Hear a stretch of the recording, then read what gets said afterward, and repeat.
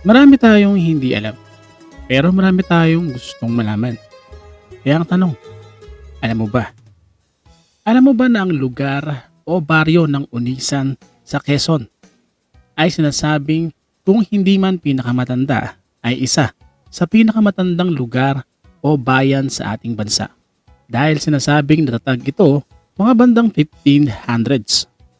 Ang lugar na ito ay unang tinawag na Kalilayan kung saan ang mga unang nanirahan dito ay mga Malay.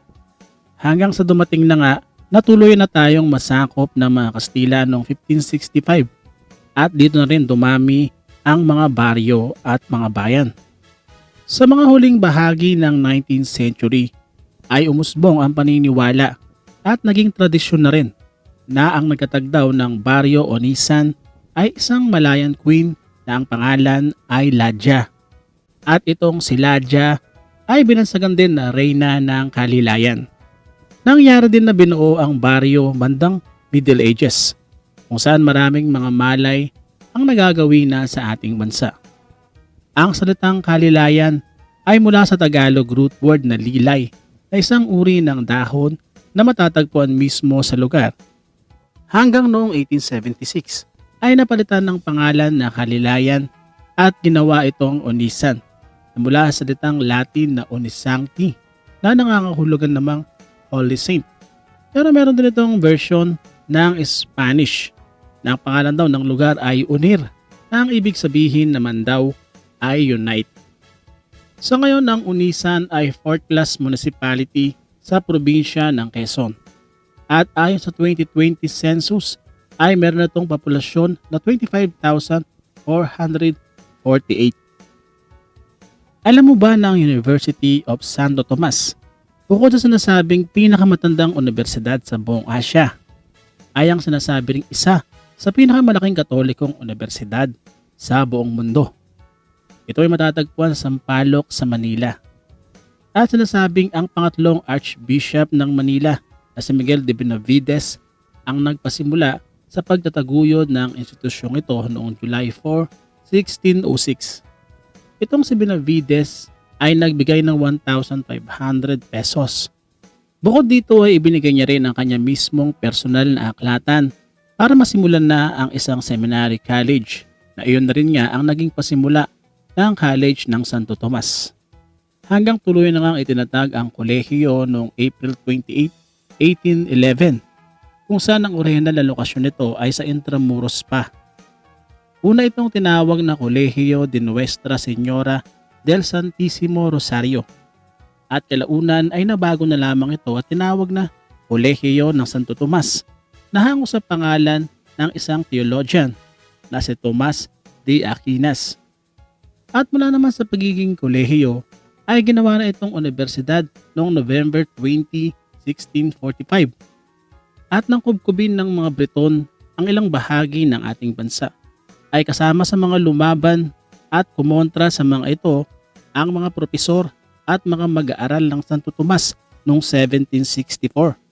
Dahil doon ay kinilala ni King Charles II ang kanilang ginawa at noong 1947 naman ay binigyan naman ng titulo ni Pope Pius XII ang UST na The Catholic University of the Philippines. At dahil naman sa pagdami ng mga mag-aaral noong 1927 ay napagdesisyonan na ilipat ang universidad mula sa Intramuros patungong Sampaloc sa Manila. Samantalang operasyon ng universidad ay pansamantalang naitigil noong Filipino-American War. Ito ay noong 1898 at noong ikalawang digmaang pandaigdig mula 1942 hanggang 1945. Pero sa kabila noon ay nakasurvive ang nasabing universidad sa mga madidilim na nakaraan at patuloy itong ginagamit at isa rin sa pinakapamosong universidad sa ating bansa. Alam mo ba na itong si Antonio Luna na naging bahagi sa pagsusulat sa La Solidaridad? Ito ay sa kanyang pen name na taga-Ilog. Isa sa kanyang naisulat ay ang tinatawag na Impresiones Madrilenas. At ang artikulong ito ay tumutuligsa sa Espanya. Dahil dito ay tumawag ito ng atensyon ng Spanish journalist na nagngangalang Mir Diaz. At itong si Mir Diaz ay gumawa ng kontra-artikulo bilang sagot sa isinulat nitong si Antonio Luna. At bukod pa rito ay tinawag niya rin si Antonio Luna na isang pilibustero, isang ingrato at kung ano-ano pang mga masakit na salita. Dahilan para mainis naman ang mga Pilipino, lalo na yung mga nakabase sa Espanya dito kay Diaz. At syempre, sinuportahan nila itong si Luna. Pinuntahan naman itong si Luna itong si Mer Diaz sa Barcelona. At ang magtagpo na ang dalawa. Dito ay nakatigim ng sampal itong si Diaz kay Luna. Alam nyo naman si Luna, laging mainitin ng ulo. At bukod sa kanyang pagsampal ay hinamon niya rin ng duelo itong si Diaz. Pero mabilis na umalis na lamang itong si Diaz at iniwan siya. Ang pangyayaring iyon ay nabalita sa mga pahayagan sa Barcelona. At syempre nanatili naman ang pagsuporta ng mga Pilipino kay Luna, ano't ano pa man. Hindi na rin nangyari ang duelo at muling bumalik si Luna sa Madrid. Pero sa kabila nun ay nagpatuloy ang pambabatikos nitong si Luna kay Mer Diaz. Alam mo ba na ang painting ni Carlos Botong Francisco na isa sa mga painting niya na hindi niya natapos o unfinished ay naging controversial. Ang painting na ito ay hindi niya na natapos dahil siya ay binawian ng buhay. At ang pangalan ng painting ay ang Kamote Diggers. Pero bakit ito naging controversial? Ito ay dahil ng panahon na umalis ang mga Marcos sa Malacanang kung saan naroon nga ang nasabing painting o ang Kamote Diggers. At naiwan nga raw ang painting na nakasabit dito. Ayon sa byuda nitong si Botong Francisco, ay ibinigay niya o iniregalo ang painting na iyon sa mga Marcos o sa mag-asawang Marcos. Kaya nga ang alam nila ay nasa Malacanang lamang ito. At maging si Aimee Marcos, ayon sa kanya, ay huli niyang nakita ang painting na nakasabit daw sa Malacanang bago nila nilisan ang lugar. Kaya naman marami ang nagtataka na noong 2019 ay lumitaw ito sa isang auction na isinagawa ng Leon Gallery Fine Arts and Antique kung saan ay umabot ang halaga nito ng mahigit 23 million pesos. At doon nga nagtaka na ang pamilya nitong si Botong na kung paanong nawala ang painting na iyon sa Malacanang at napunta nga sa auksyonan. Ayon sa mga tala noong 2004 ay napunta raw ito sa anak ng isang senador at ibinenta sa dating Central Bank Governor na si Jaime Laya.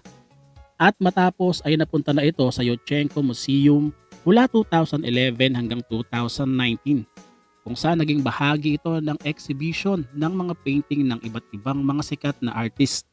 At yun na nga, bigla na lamang itong lumitaw sa Leon Gallery auction. Pero nang dahil sa kontrobersiya, ang painting na iyon ni Botong Francisco ay napilitang isoli sa gobyerno. Hindi rin nagpakilala ang sinasabing nagmamay-ari nito at idinonate na lamang ito sa National Museum. Alam mo ba na ang Malitangtang Bridge sa Cantilan, Surigao del Sur ay merong nakapaloob na urban legend kung saan ay sinasabing tinatahanan daw ito ng mga iba't ibang uri ng mga nilalang. Kaya naman bagamat tila ordinaryo lang naman ang nasabing tulay, ay maraming mga naniniwala sa kababalaghan dito at karamihan pa nga sa mga dumaraan ay nagbibigay galang sa kanilang mga pinaniniwalaang mga nilalang. Ayon pa nga sa mga matatanda sa lugar, ang tulay daw ng Malitangtang ay pinagmumulan ay may mga nakapaloob na mga kung ano-ano, kakaiba at mga kakatuwang kwento na kumalat at nagpasalit-saling lahi na. May mga nagsasabing na tila nahahawig din daw ang kwento nito sa maalamat na beringan. Dahil ang Malitangtang Bridge daw ay daan o portal papunta sa mundo ng mga engkanto. Kaya naman ang ilang mga mahilig at interesado sa mga ganitong kwentong kababalaghan ay kadalasang ginagawang topic o tema ang nasabing tulay.